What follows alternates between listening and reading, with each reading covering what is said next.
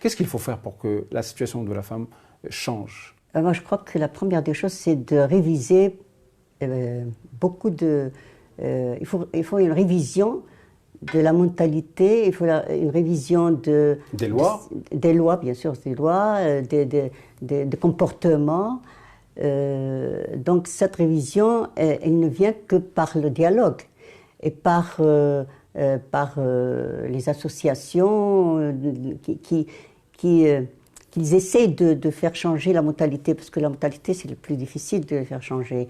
Donc, il y a des associations de femmes qui essayent, dans ces associations, d'améliorer, de faire changer.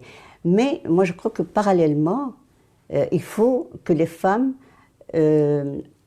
arrivent au centre de la décision. D'accord. Parce que sans ça, ça reste une mentalité... Elles vont subir, en fait, les décisions des autres. Et elles doivent quelque part être à la tête en fait des institutions pour pouvoir en fait changer les choses de l'intérieur.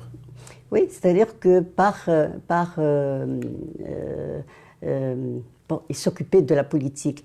Seulement le problème maintenant qu'on vit, c'est que notre société maintenant, il y a une crise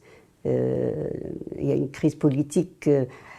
Quand on voit tous les partis qui sont là, le choix, il n'y a pas assez de choix. Alors, sur la question des libertés individuelles, c'est-à-dire quel regard portez-vous en fait sur ce dossier qui fait débat un peu partout au Maroc? Oui, moi je suis pour la révision des lois parce que